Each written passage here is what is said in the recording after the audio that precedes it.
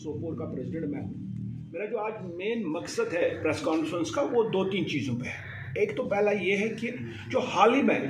Government ने cancellation of land किया है, हम शुक्रगुजार है गवर्नमेंट के कि एक बार तो उनने प्रोविजनल रजिस्ट्रेशन को 31 जून तो उन्होंने एक्सटेंड दे दिया है, लेकिन मैं पूछना चाहता हूं मौजूदा हुकूमत से कि क्या उनका अखलाकी फ़र्ज़ नहीं बनता था जिनको उन्होंने कैंसिल किया है, उनको जिन इंडस्ट्री वालों को उन्होंने कैंसिल लैंड किया है, क्या उनको पूछ के वो किया है, क्या उनको प्रॉपर नोटिस हो गई है, क्या कल की डेट में कोर्ट का दरवाज़ा खटखटाने के लिए मजबूर नहीं होंगे। लिहाजा मेरी रिक्वेस्ट होगी जो हमारे ऑनरेबल चीफ सेक्रेटरी साहब हैं, मेहरबानी करके चीफ सेक्रेटरी साहब आप इस पर ध्यान दीजिए, क्योंकि हम जम्मू कश्मीर के लोग ऑलरेडी पहले हमें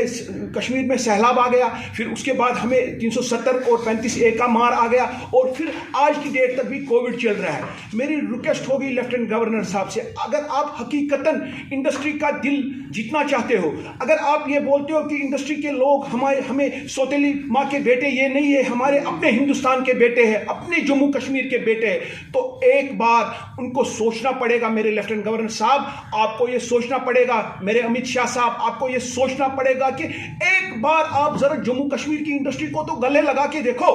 आप तो बोलते हो कि आज की डेट में 15% हमारे जम्मू कश्मीर में बेरोजगारी है,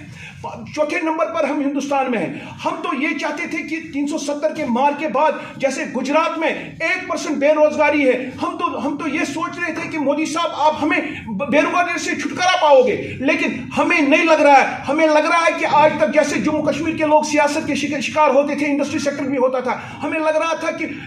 जो ही आपकी हुकूमत सेंटर में भी थी और यहाँ पे आपने हमें एक ईमानदार लेफ्टिनेंट गवर्नर दिया था, हमें लग रहा था कि आप इंडस्ट्री को सबज बात दिखाओगे, लेकिन अफसोस की बात यह है कि आपने तो इंडस्ट्री के दरवाजे बंद हो गए। अगर आपका यही माहौल रहा, मैं अपने जम्मू के साथी काउंटर पार्ट जो मेरे इंडस्ट्रीज में है और कश्मीर के काउंटर पार्ट में उन तक ये बात पहुंचाना चाहता हूं, अगर आप आज भी जाग उठे नहीं, अगर आप आज आपने